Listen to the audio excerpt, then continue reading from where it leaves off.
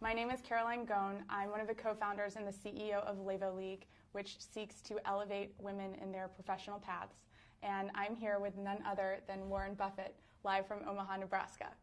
Thank you so much for joining us. We're so thrilled to have 60 viewing parties around the United States and around the world tuning in, students, young professionals, all of you who are watching on everything from YouTube to Fast Company. We're so thrilled to have you, and we're so thrilled to take this next step in democratizing mentorship here today. It's really incredible what we can do with technology. The fact that we're having this conversation, we're going to be interacting with you. I have your questions in the live Twitter stream on my iPad from Omaha, and we will be listening to what you want to hear Mr. Buffett talk about. We will be interacting here today, and we'll be engaging the conversation on Twitter at #OfficeHours and #WarrenBuffett. So please make sure to tune in and join the discussion that's happening. It is such an honor to be here with Warren today. He, as you know, is one of the best known investors and entrepreneurs of our time. And he's currently the chairman and CEO of Berkshire Hathaway Incorporated. Recently, he made headlines for being bullish on a surprising new investment, women. And that's part of what we're here to talk about today. So he wrote in Fortune last week that we've seen what can be accomplished with 50% of the population. Imagine what can be accomplished with 100%. And we cannot wait to engage in that dialogue here today. We hope that you'll share what you learn on social media and that you'll continue to ask Warren questions here live so that we can make full use of this hour that we have with him.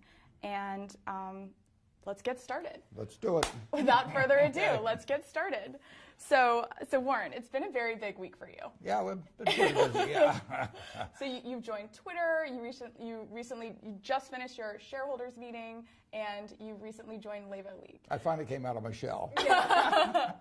So my first question to you is, why technology and why now? Why opening up this conversation now? Well, I probably should have done it earlier, but actually when I read, I've had 40 colleges and universities that come out every year. I always insist that at least a third of the participants from each school be women. And I get a lot of questions from both men and women about their careers and all sorts of things. So I had really talked about with these students what I wrote about in Fortune last week.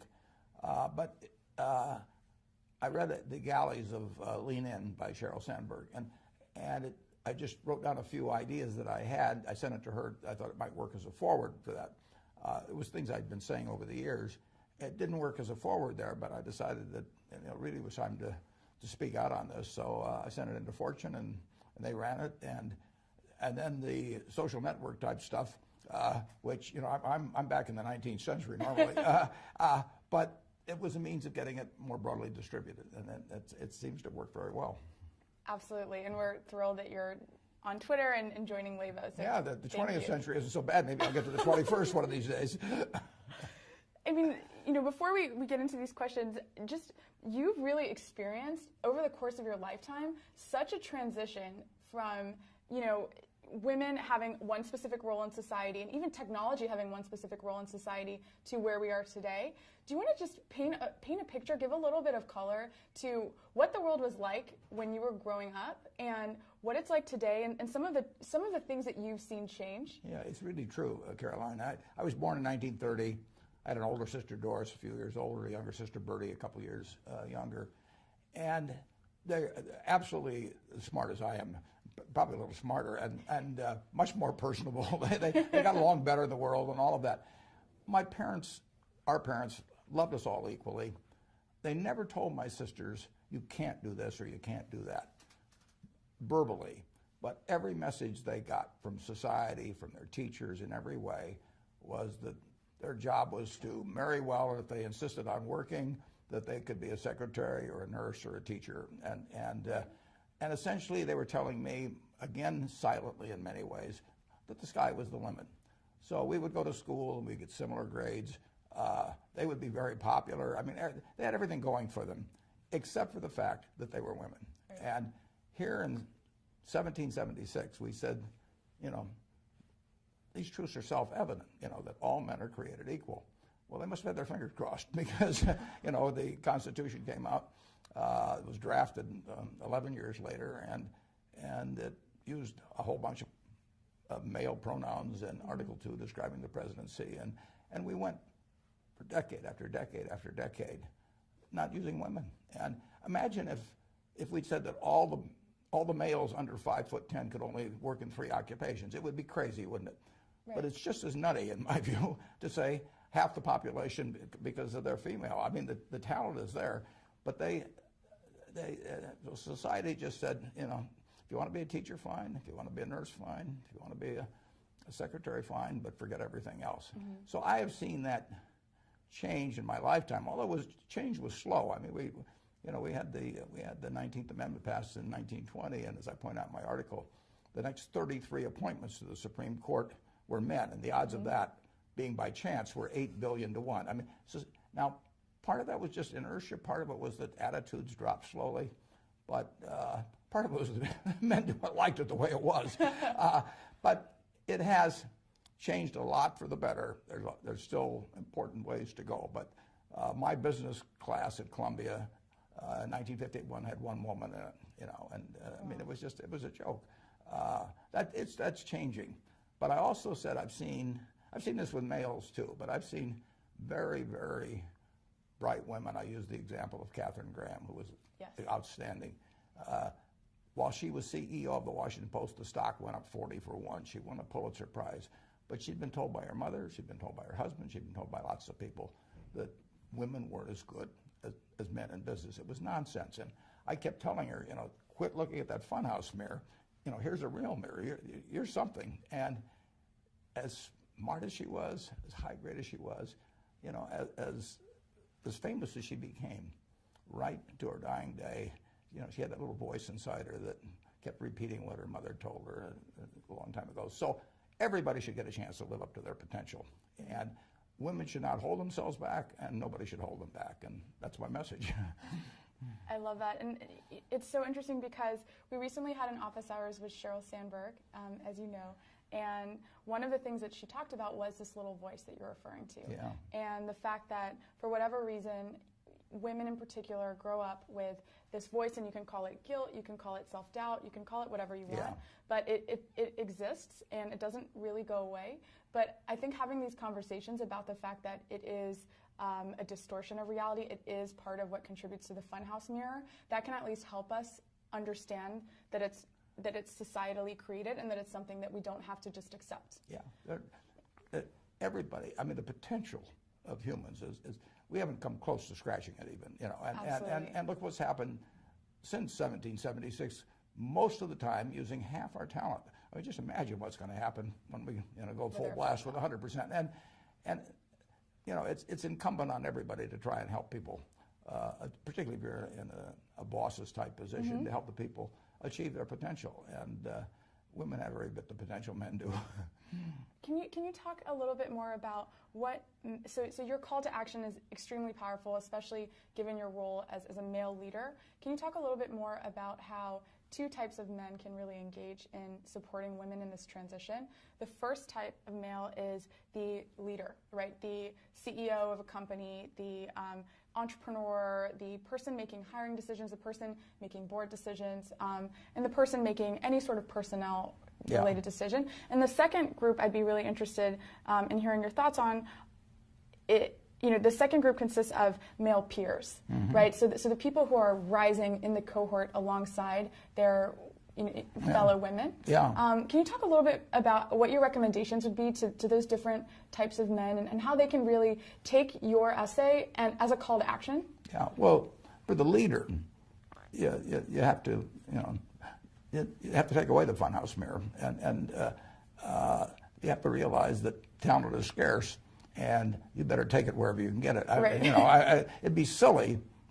Well, just go back again to my example with males. I mean, let's just assume that I had some bias against males, 5'10" or less or something. I wouldn't hire them. I wouldn't promote them. I mean, that's just plain foolish. And when it comes to boards, I can tell you that the women we put on our board, they know business, they know people, they know how to make decisions, they understand the ownership the shareholders are their partners and all.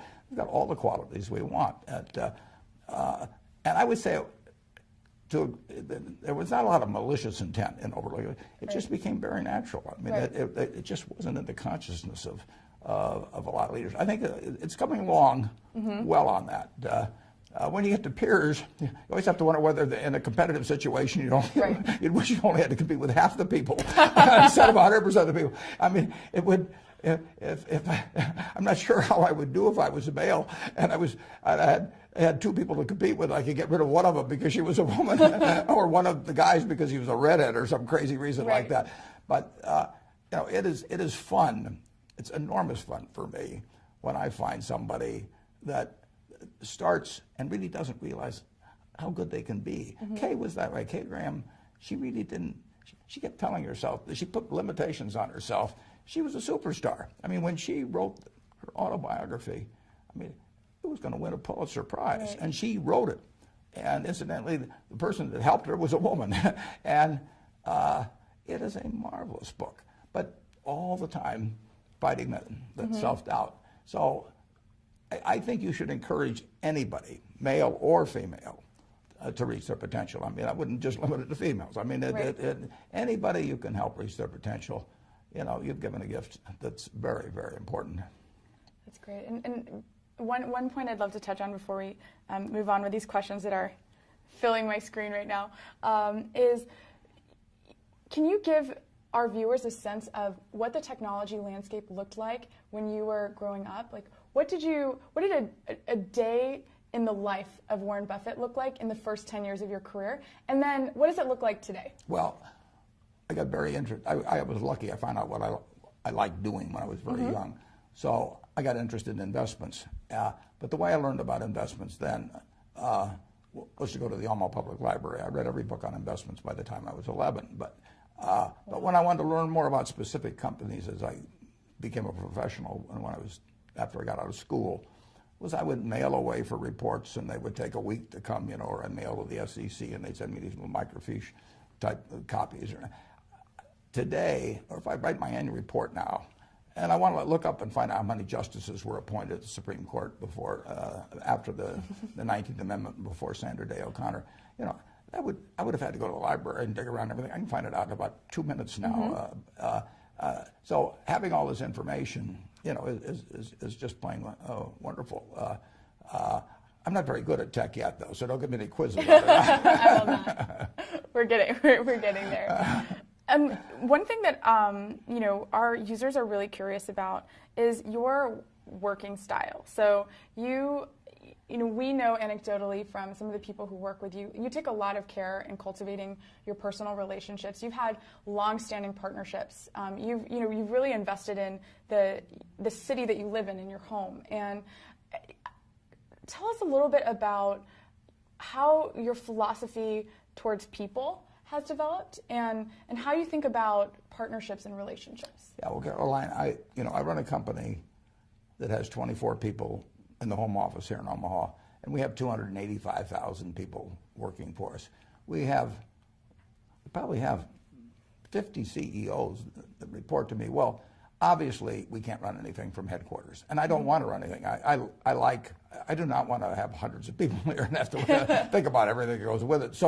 So I have delegated like nobody's ever delegated with a company of this size, and I trust the managers, and most of them are already rich. We buy their companies for hundreds of millions or billions of dollars. We don't get contracts with them to keep working. I mean, they have to go to work every day because they want to go to work, not because there's some contract or because they need the money. So I try to create the conditions that will cause them to really rather be at work than on some yacht someplace, which they could easily afford.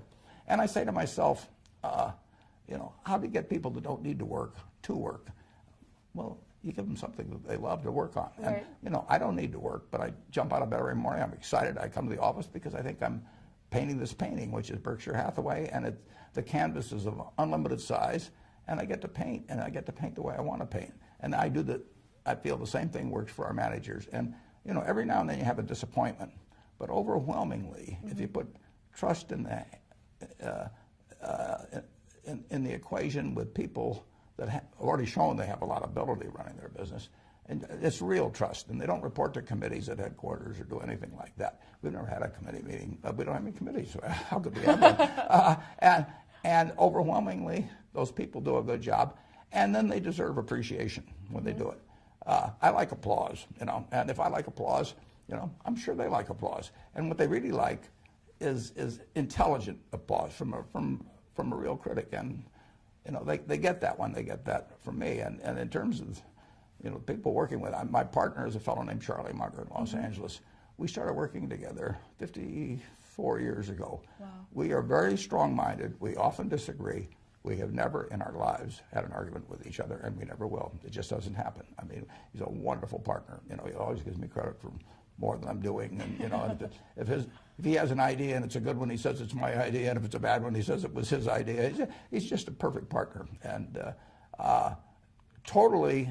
I mean, we challenge each other and all of that, but it's a lot more fun accomplishing things in life with a partner, frankly, than by yourself. Mm-hmm.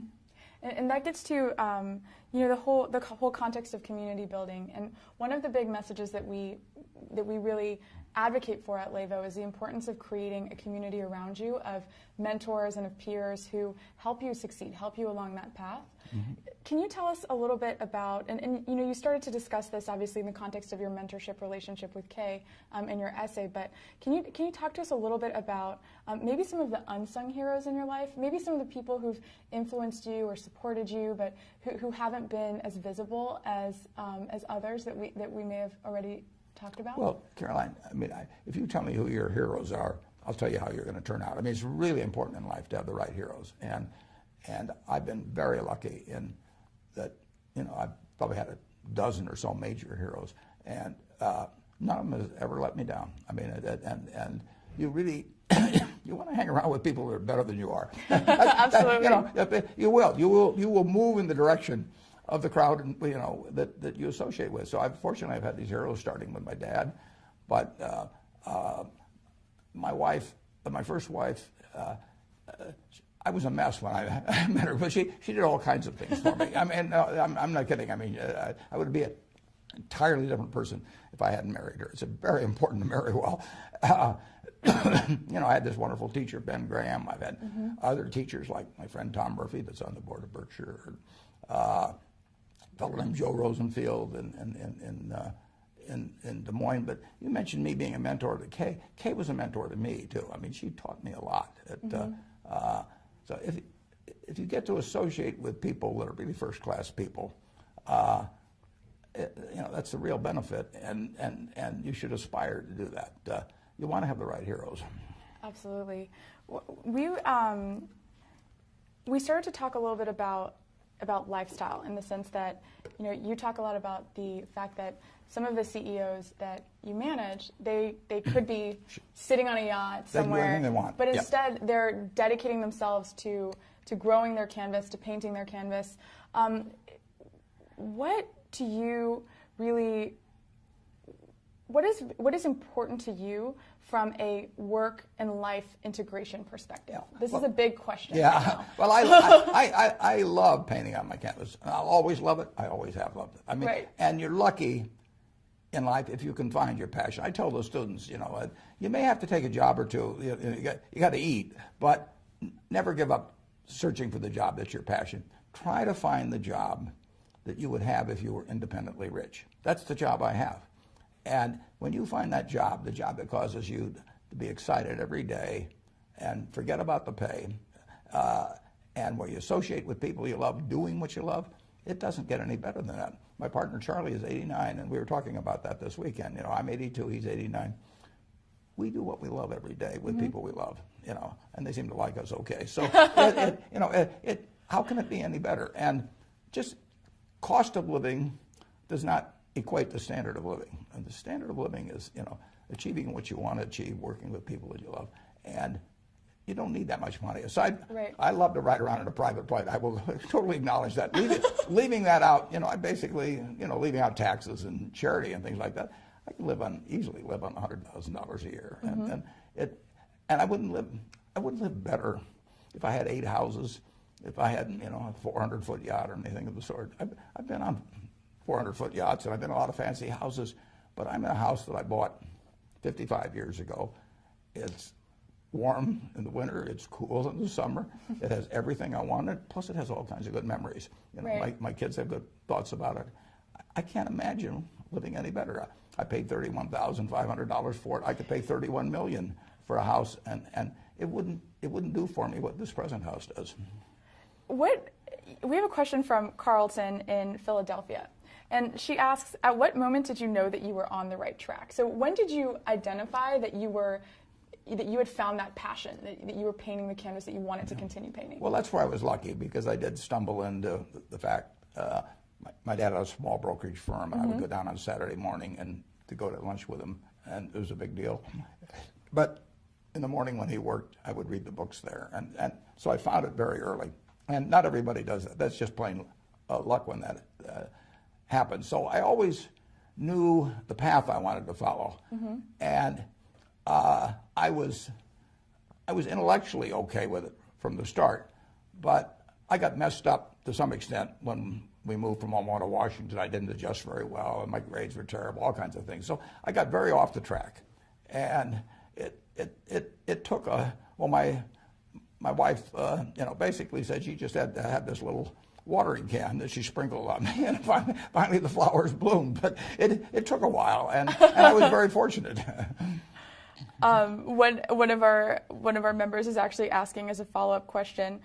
This is Casey from Texas. She's asking, can you remember a specific time in your life when you had the most difficulty adjusting to your career path? And it sounds like maybe that was your move to Washington, but can you sort of inspire our audience with an example of a time when you may have doubted your career path, and how did you move out of that into where you are today? I really didn't doubt my career path, but I was not functioning well. I was okay in some respects, but not in other respects. And I was terrified, for example, both in high school and college. I don't know when it started, but I became terrified of public speaking. And I just couldn't do it. I mean, and so I arranged all my classes so I never had to do any public speaking. And I got to Columbia, and I saw an ad in the paper for a Dale Carnegie course. And I went down, it was somewhere in the mid-40s, and I gave the guy a check for $100, and I went back and stopped payment. I lost my nerve. And then I got out of Columbia actually when I was 20, and I came out to start selling securities in Omaha. And I realized I had to get up and be able to get up in front of people. I couldn't go through life this way. So I saw an ad again in the local paper that there was a Dale Carnegie course being given. I went down and I gave the fellow $100 in cash. And I became associated with 30 other people in the class. We couldn't stand up in front of a group and say our own name. I mean, it was pathetic. But that class changed my life in a big way. Wow. As a matter of fact, they used to give a pencil every week for whoever did the most with what they learned the previous week. And during that class, I proposed to my wife, and she accepted, and I won the pencil that week. Oh, wow. So it's important. I mean, you've got to be able to communicate in life, right. And it's enormously important. And probably the schools, to some extent, underemphasize that. I mean, you start going for an MBA, and people think it's kind of beneath them to teach you about communication. But if you can't communicate, if you can't talk to other people and get across your ideas or write, you're giving up your potential. And anybody that's got a career potential of X, I guarantee it'll be 150% of X if they really learn how to communicate well. So that was a big part of really succeeding in my career. When you get right down to it. And then I was fortunate enough to pick up a book when I was 19 by a great teacher, Benjamin Graham, and he taught me a lot about investments, but it was really my dad and my wife that taught me about life. So is your number one, so multiple people, including Devin here from Charleston, asked, what's the one piece of advice you would give to a fellow introvert? And we talked a little bit before this about the fact that this is not in our either of our comfort zone as fellow introverts. Yeah. So would your advice to a fellow introvert be to just sort of confront that fear, go to a communication class, and just practice out of the fear? You have to do it. I mean, you have to do it, and the sooner you do it, the better. I mean, it's so much easier to get the right habits when you're young than work later on. And I mean, I think they have Toastmaster clubs. I don't know what they all are, but if they're you know, to get over fear of associating with people, you got to go out there and associate, and it's painful. Mm-hmm. It's very painful. When I finished the Dale Carnegie course, now I'm 21, proposed, got accepted and everything, but I was very worried that I would lapse back like I was before. So I actually went up to the University of Omaha, and I want to teach, mm-hmm. and fortunately they accepted me. So I started teaching a class at night when I was, I believe, 21, and you know, you've got to do. You got to force yourself sometimes to do things, and I know it isn't easy because it wasn't easy for me. When I started selling securities, I was 20 when I started selling securities, and I would go out. I used to walk around downtown Omaha and call on people, and there were people that I knew weren't going to be that friendly sometimes. I'd walk around the block 3 or 4 times sometimes before I'd walk in. Work up the nerve to get in there. Absolutely, you know, it's not a bad thing to take a job as a salesperson, mm-hmm. just to interact with people. I used to sell shirts at JCPenney Company. You know, I sold men's suits, I sold children's clothing, and if you are somewhat introverted, like you say you are, and I know I am, just getting out there and forcing yourself to get into a situation where you talk with people. Most of them don't bite. You know, you've been in a teaching role, and you've been in a student role. And what would you say, this is a question that we're receiving from Carly, what would you say is one thing that you feel that the American educational system can do a better job of equipping our young people with? Well, the job of teachers is to enable the students to reach their potential. Mm-hmm. And you know, a great teacher, I've got a program that, I don't know now, for 25 years, we give awards to students that are nominated as great teachers, 15 of them every year. I mean, a great teacher, it's a gift, you know. And in A Man for All Seasons, somebody comes to Sir Thomas More and says, "What should I do?" And he said, "You should become a teacher." And the young man says, "Why?" Nobody will ever know. And the fellow says, Sir Thomas More says, "No, that's not correct." He says, "You'll know, your students will know, and God will know." He said, "Not a bad audience." Not at all. Actually, Danielle from Canton, Ohio is asking, what are you currently reading? What's on your book stand right now? Well, my book stand has about 100 books piled up. I love to read.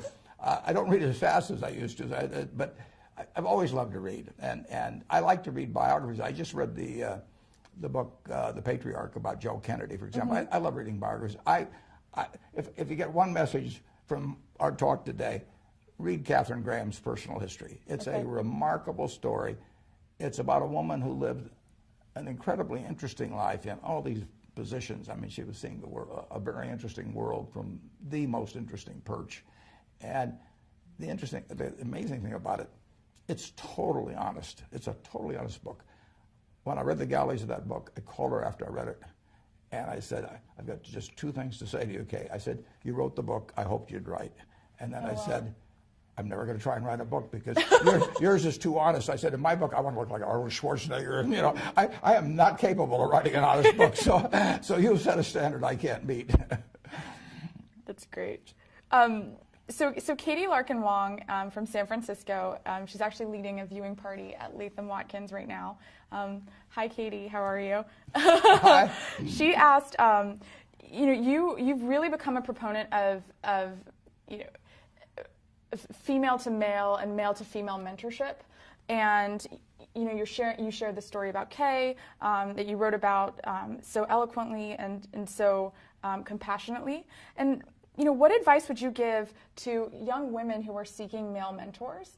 And what advice would you give to men who are in positions where they would like to help young women succeed as mentees? Yeah, well, I never really thought. I mean, these relationships all just evolve. I mean, I didn't set out to become a mentor to anybody, but I have plenty, that helped me.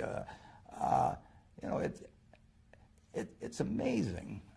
I didn't realize this when I was in school, but it's really amazing how the person that really wants to do a terrific job, and arrives a little early and does a little extra work, they just jump out. There aren't that many. So you will be perceived as exceptional and as a worthy, person for a superior to spend some extra time with, if you just do something extra all the time. Right.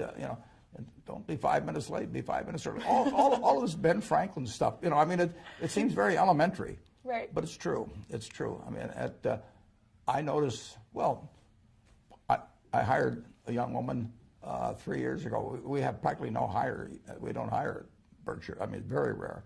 And she had just jumped out at me to some extent. She ran something called Smart Women's Securities with another woman, and she clearly, she had the stuff. Mm-hmm. And at first I couldn't even figure out a job for her. And then right. she actually came from a farm in Kansas, so she started bringing me corn and tomatoes. She knew I liked to eat corn. So bring your mentor snacks. You got to in a very nice way sort of push yourself a little bit forward and make it clear that you're worth spending some time with. I mean, right. Who should you spend your time with? You want to spend it with somebody that's going to get something out of it, and you want to enjoy it.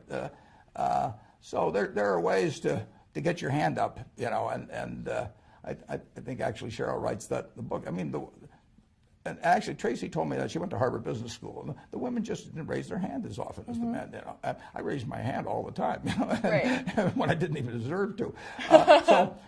And you want to get over the idea, as I wrote in the article, the males, there's a lot of Wizard of Oz in us. I mean, you get behind the curtain and you find out that it isn't quite that imposing.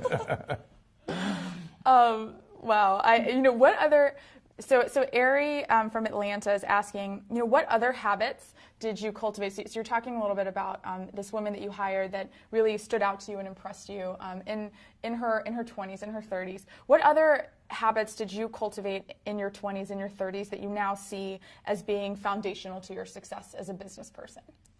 Well, I knew a lot about what I do when I was 20. I mean, mm-hmm. I really read a lot, and I aspired to learn everything that I could about the subject. So intellectually, I knew a lot. I did not know a lot about human behavior. I mean, that you can't learn really out of reading books, but it's very important to understand people. And I say to the students, just imagine you could buy, or you could be given 10% of the future earnings of one person that you know among everybody you know. Now, are you going to pick the person that's the smartest? Are you going to pick the person that can dance the best, or that can run the fastest, or anything like that? It's the right height. No, anything. No. You're gonna pick the person that has the right habits, that is cheerful, generous, gives other people credit for what they do. And when you look at all of the qualities that you admire in other people, mm-hmm. which would cause you to pick that person, say to yourself, which of those qualities can't I have myself? Because they are, you determine whether you have them. So just write them down on a piece of paper. Who is the person that you admire the most or like the best? Why do I like them? And just write down and then say, which of these can I do myself? And the truth is you right. can do them. And then also, if you really want to carry it to the next extreme, you pick the person you dislike the most. And why do you dislike that person? They're never fair about things, basically. They always claim more credit than they're due and everything. And write down those qualities and say, if you dislike that in some other person, why in the world right. would you want to have those yourself? So you just get rid of those. And it's a pretty simple thing to do. But you want to be the person that if you could pick your best friend, that you would have the same qualities.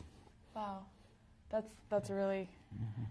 And I think that's a new approach to this concept of professional development that I'm sure our members are really enjoying right now. One question: you can't change your IQ. You can't right. change how high you can jump or all of those things. But if you look around the world at the people that succeed and mm-hmm. the people that other people want to work with, the natural leaders, it isn't because they have the highest IQ or they can kick a football the furthest or anything like that. Right. They're people that you want to work with. I mean, I've got a wonderful friend named Tom Murphy. I would do anything for him. You know, he's never going to ask me to do it, but I mean, I want to. But I want to do it. I mean, I want to do it. I mean, he's done so many things for me, and you know, he doesn't have to pay me to do it or anything of the sort. That's what you want to. You want to look for that, and you want to be that. Who is one person who you have met recently who's really impressed you, and what about them really stuck out to you? Well, it's interesting. I'm going to meet Chelsea Clinton in about a week, and I'll bet I would give that. I'll bet after I meet her, I give you that answer. Chelsea. Yeah, I'll predict that. Yeah, yeah. No, that's a good question. Obviously, I've hired now these 3 people in the office, and they must have really impressed me.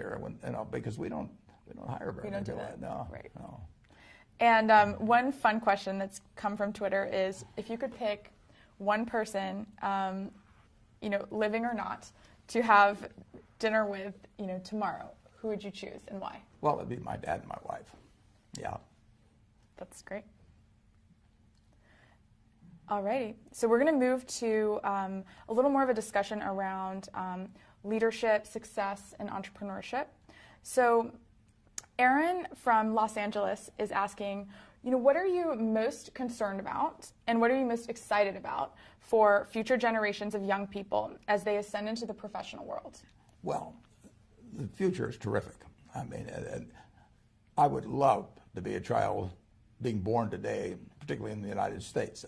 It's so much better. And I mean, just think how much better it would have been for my sisters if they'd been born today or been born 10 years ago than being born around 1930.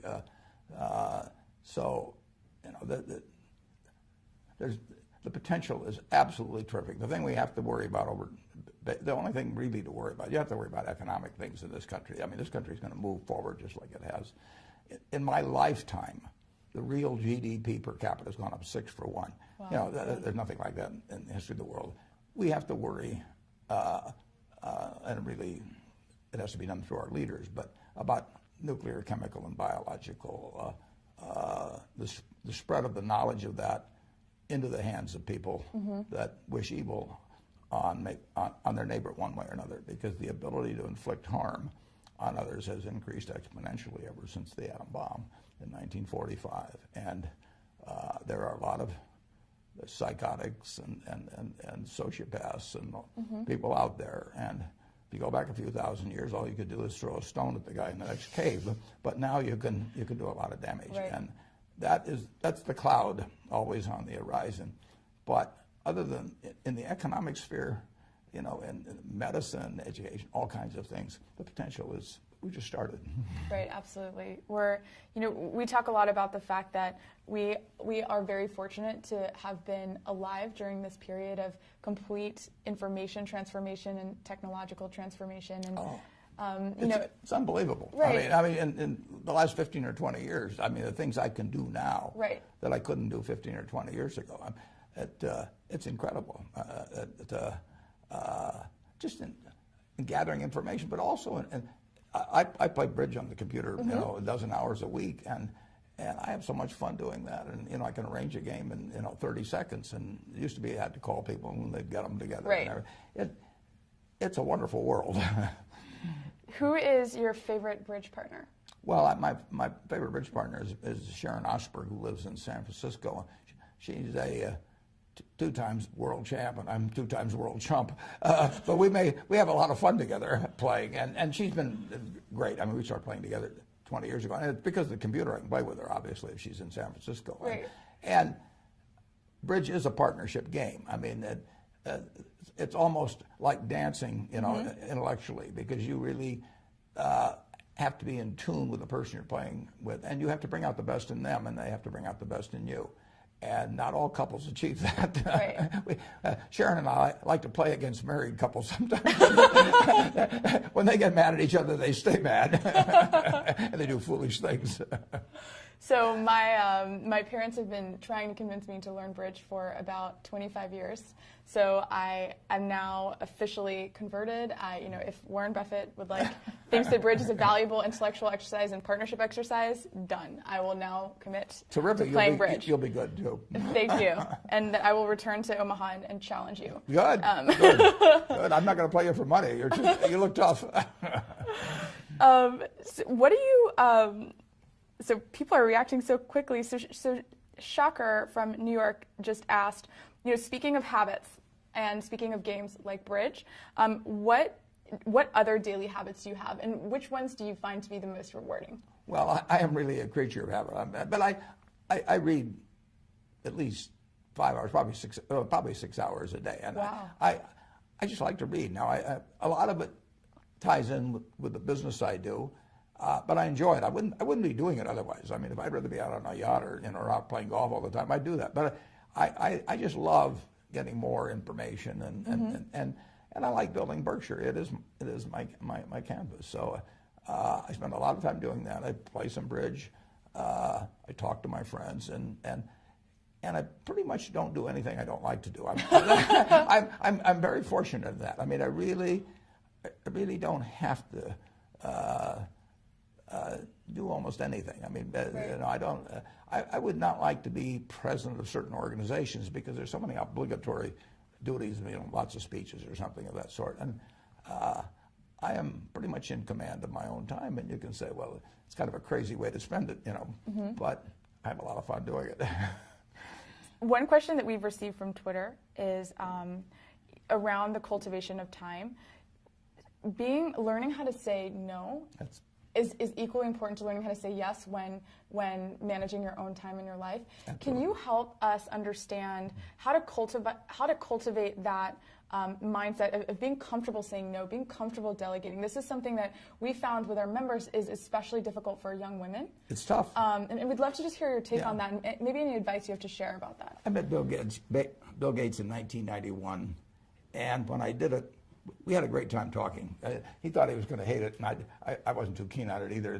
And about 10 hours later, we were still talking. But what really got him was when I pulled out this little date book.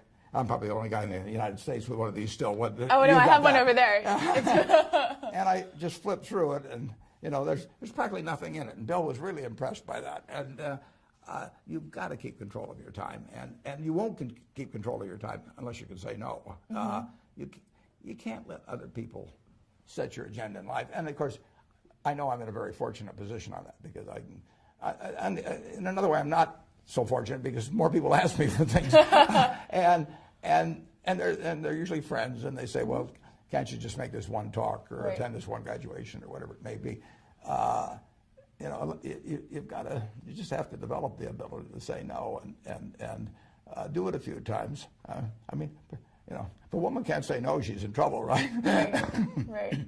And I mean, is this something that becomes easier over time, or how did you? I don't think it gets a lot easier. No, it's there's a few things that really just are uncomfortable enough.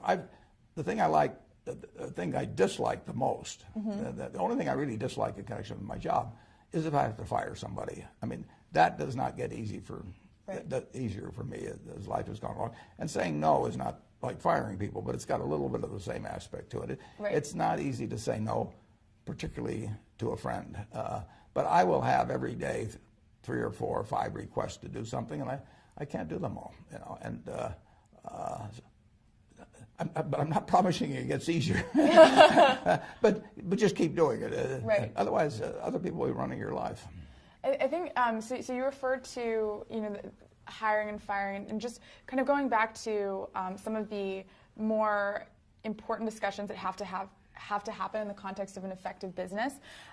Shannon, in particular, from Florida, is asking, what tips do you have on how to really negotiate your worth in the workplace? Whether it's negotiate your salary. We had Equal Pay Day recently, and that's something that we really worked to teach our members how to do. Like, what advice do you have? Well, that was one of the interesting things, because in Cheryl's book, she talked about when she went home and sort of was going to take the first offer someplace, and her husband told her, you're crazy to take the first offer. You ought to negotiate. I've actually had a little different experience in life. I wanted to go to work for my hero, Ben Graham, after I got out of school, and he said no, and I came out here and worked for a few years. In 1954, he said, Warren, next time you're in New York, I'd like to talk to you, and I sort of figured it was going to be a job opportunity. So I was there the next day, practically, and he said, yeah, we'd like you to come to work for us. I never asked the salary. I took the job. I mean, I knew he was going to be a fair person, and I did not know my salary until I got my first paycheck. We'd moved to New York with a baby and one on the way, and I'd gotten an apartment, and I found out what I was earning at the end of that time.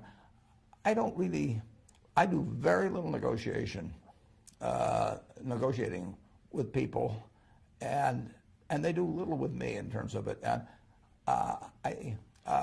Cheryl, said that, and maybe if I was a woman, it'd be different because they might be treating me unfairly. Right. But I don't think when you find who you want to work for and what you want to do, I don't really. I wouldn't believe in negotiating much. Although, like I say, if I was a woman, I thought I was getting paid considerably less than somebody else that was equal coming in. That would bother me a lot. I probably wouldn't even want to work there. I mean, I'd probably want to. If somebody's going to be unfair with you in salary, they're probably going to be unfair with you in 100 other ways. So I disagree a little with Cheryl on that. And one of we have about 10 minutes left, so I'm going to give you about two or three more questions from our audience here. Okay, great. And we have a question here from a young lady named Nancy, who is writing to us from Entrepreneur Magazine. Mm-hmm. And she has a question about entrepreneurship and, obviously your path as a very successful entrepreneur. She would love to understand from you, if success is contingent on a good plan, excellent education and execution, and a driven mindset, what do you think makes businesses fall apart when all of these factors have been met? Well, Sorry, go ahead. Some businesses are just tough. I mean, a significant percentage, of the restaurants that open up this year are going to fail. I mean, there are a lot of tough businesses. I've always said if you want to be regarded as a great business person, find a great business. And there's a huge difference. I mean, it does make a difference. I use this analogy when I got out of Columbia, one of my best friends was a terrific talent.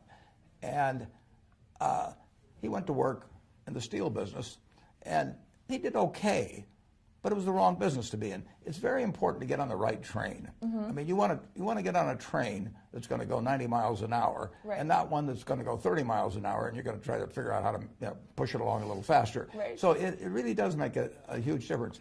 And there are some businesses that are inherently, there's far more opportunity in than others. So you want to give a lot of thought to what train you're getting on. And I owned a half interest when I was, 21 or 22 in a service station, a Sinclair service station with a pal of mine in the National Guard. It was a lousy business. We had a guy right next to us, and he kept selling more gallons of gas than we did. He would cut our prices and everything. I mean, I don't care if you're a combination of Steve Jobs and Larry Ellison and everyone else. You're not going to succeed if you got a guy selling gas below cost next to you. So it's important to get on the right train, and you really want to go to work for somebody you admire. Or a business you admire. I mean, you're going to do so much better if you go to. If I'd gone to work for my friend Tom Murphy, it would have worked. Who knows what the first job would have been or the second job, but I would be learning every day from him. Not only the mechanics of a business, I'd be learning how to work with people. He would raise my sights. So you really want to be working for somebody you admire. If you're working for somebody that causes your stomach to churn, right? Maybe you have to keep doing it, to keep eating for a while, but don't settle for it. Okay. And you talked a little bit about, your experiment with this station. We have a question from Ismail from Fresh Meadows, and he's asking, how do you deal with failure? And what's your advice to young entrepreneurs like me, in this case, especially with regards to failure and how to approach it? Yeah, well, if you fail, you really do dust yourself off and, get right back in. I mean, you're going to fail at some things. You're going to have some human relationships that don't work out. Fairly significant number of people get divorced. I mean, that's a very big decision to have turn out badly. But I think if you study almost everybody and read Kay's book, Personal History, and everybody fails at some things. Right. I mean, particularly when you're younger. I mean, you do have less experience in evaluating humans and just knowing about whatever it may be businesses. But it is not fatal. I mean, if you're healthy and you live in this, particularly living in this country, there's going to be an opportunity that comes along. I got turned down for the Harvard Business School when I got out of the University of Nebraska, And I remember, I went to Chicago to get interviewed. This is when you traveled on the train. And so I spent 10 hours going there, and this fellow looked at me, and about 10 minutes he said, forget it, Bal. Oh, wow. And now I got to go back on the train 10 hours and think, what am I going to tell my dad? About it. What am I going to tell my dad? I mean, my dad always told me I could do anything, and everything. Right. Now I've just gotten turned down, but it turned out to be one of the best things that ever happened to me, because then I went to Columbia where Ben Graham was. In fact, it probably even affected who I married, because I took a 1-year course at Columbia instead of 2 years at Harvard, and she might have found some other guy during that time.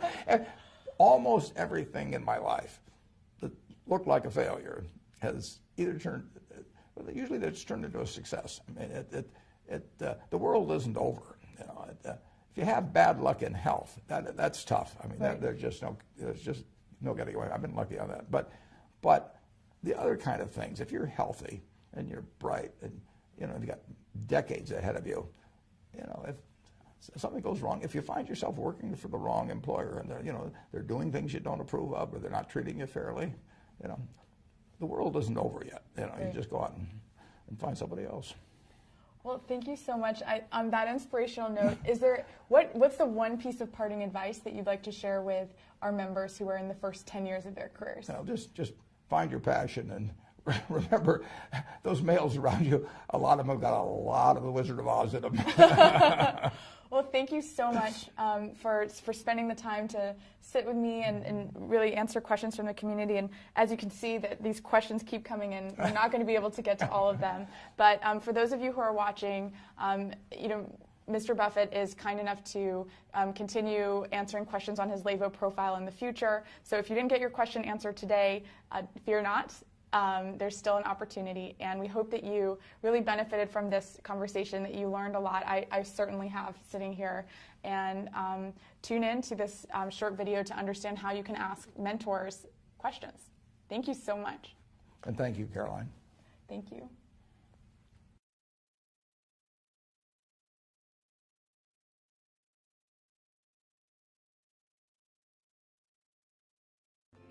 Have you ever thought, what exactly is a mentor, and where am I supposed to find these amazing people? Mentors are one part of the success equation, and Levo is here to help. Levo mentors have experience and insight from overcoming their own professional challenges, and a passion for sharing their stories with you to help you elevate your career. Usually, the first step to getting a mentor is exchanging advice and building rapport. So we're thrilled to introduce a new feature called Ask a Question. Connect with the Levo mentor by clicking follow under their name and image. Request advice by typing your question into the Ask box. You're welcome to make your question private, but we encourage you to keep it public, because a mentor's answer to your question just might spark an aha moment for another member.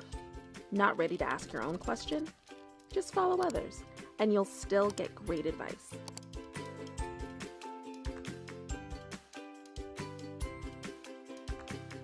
You're a part of Levo. We're all here to help each other. Just ask. And don't keep us to yourself. Share this video, invite others to join, and feel the Levo love.